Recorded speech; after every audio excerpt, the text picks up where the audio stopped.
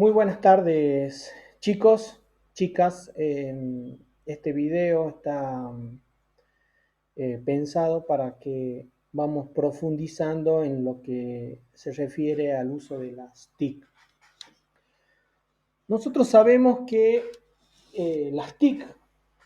responde a la cobertura de una necesidad que es la necesidad de comunicarse, pero a lo largo de la historia la necesidad ha sido la misma. Pero se ha ido solucionando de diferentes formas en función de un contexto, en función de una geografía y sobre todo algo muy importante que en función de lo que se sabía, de lo que se conocía hasta ese momento. Es decir, que el hombre ha tenido siempre la necesidad de protegerse, de alimentarse, de tener una vivienda, de tener eh, eh, un confort y que lo ha ido solucionando de diferente manera. Y una de esas necesidades era la necesidad de generar conocimiento, que ese conocimiento se pueda guardar,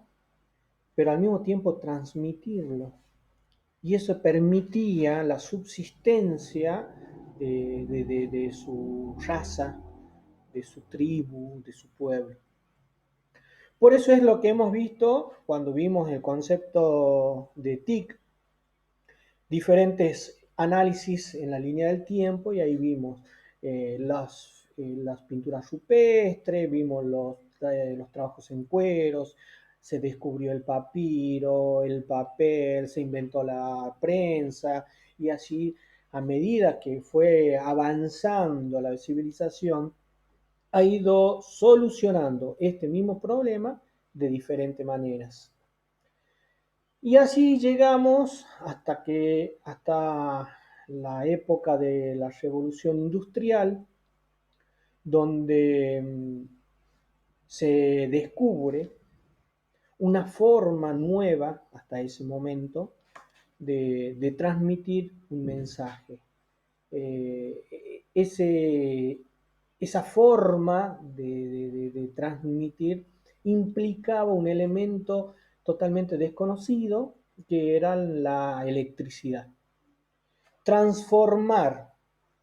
una intensidad de luz en una señal eléctrica, transmitirla a miles de kilómetros y luego eh, volverla a su estado original o una copia, eh, en cierta época de la historia parecía una locura, algo del demonio, algo que no se podía concebir. Por lo tanto, estos inventos, estos dispositivos creados hasta ese momento, generaron un impacto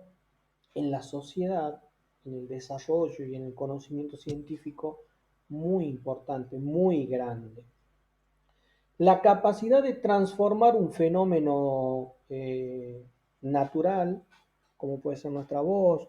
o una señal de intensidad de la luz, como puede ser una fotografía,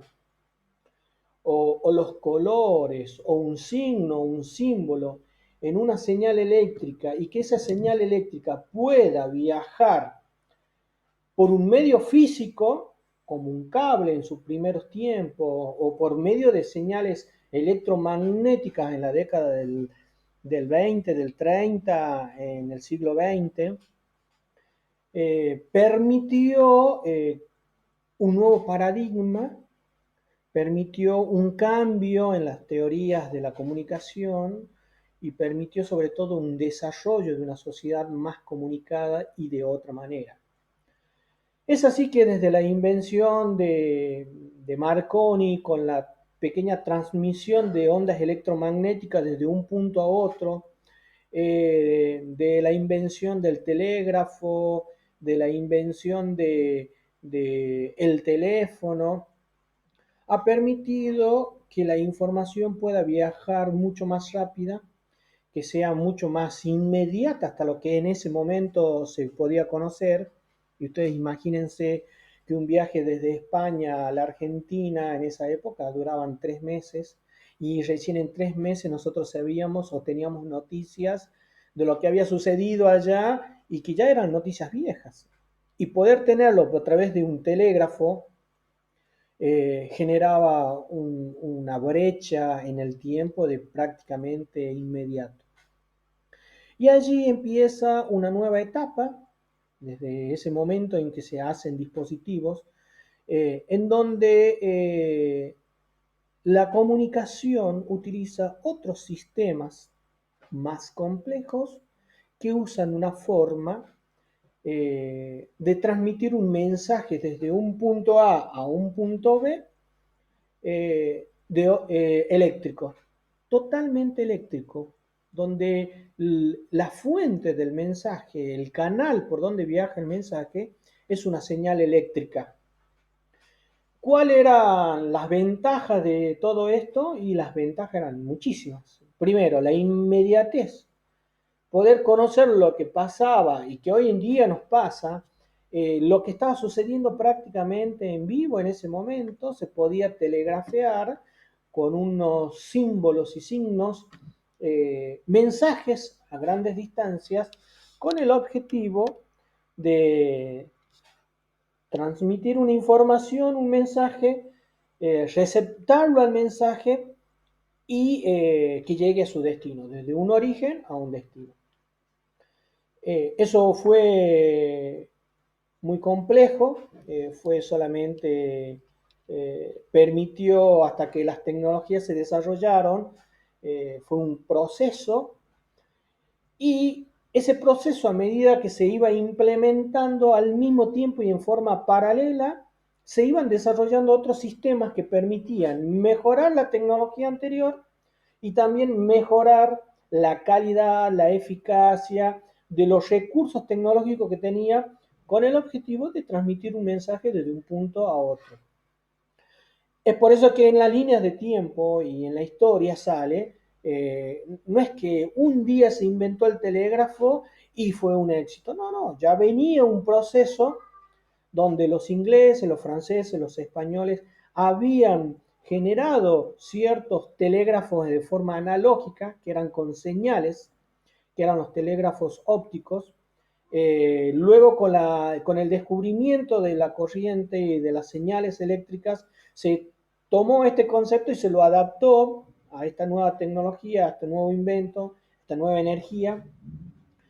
y permitió mejorar la calidad del mensaje, la transmisión, la inmediatez y todo lo demás.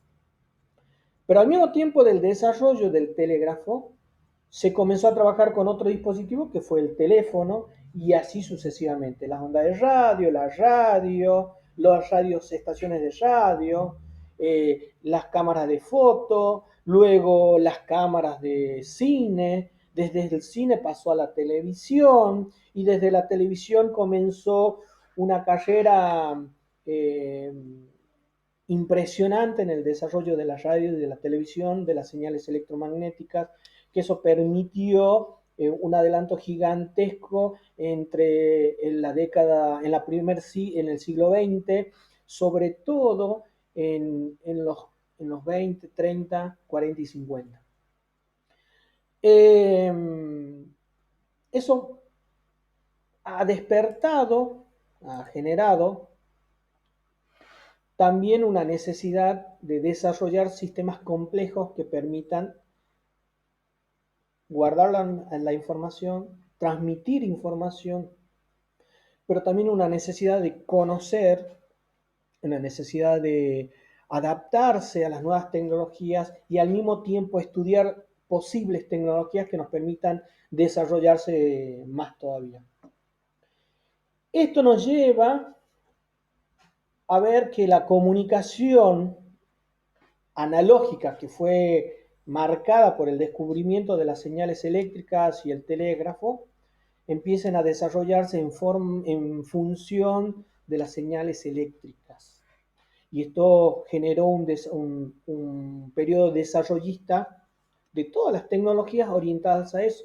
Por eso surge la radio, por eso surge la televisión. Ustedes fíjense en el cine como primera medida, en 1900 y algo, en 1920, con las imágenes, las películas que eran mudas, luego con las primeras películas con sonido, luego pasó la televisión, ¿sí? La radio por otro lado, ustedes saben que la primera estación radial, como nosotros las conocemos hoy en día, fueron desarrolladas por unos locos argentinos que desde el teatro, de un teatro de Buenos Aires, montaron la primera antena y desarrollaron la primera transmisión y los primeros programas como hoy los conocemos. Mientras tanto, ya en la Segunda Guerra Mundial, en la Primera Guerra Mundial, gente,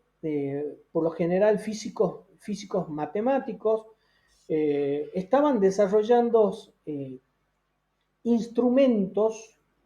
automáticos que permitían el análisis de datos para comprender ciertos mensajes, y esto estoy hablando de la máquina de Turing, desarrollar y descifrar los mensajes que estaban encriptados de los alemanes y también poder conocer y así guiar sus tropas. Luego, la primera máquina computadora electrónica que nosotros conocemos, y eso desencadena en una etapa, en una carrera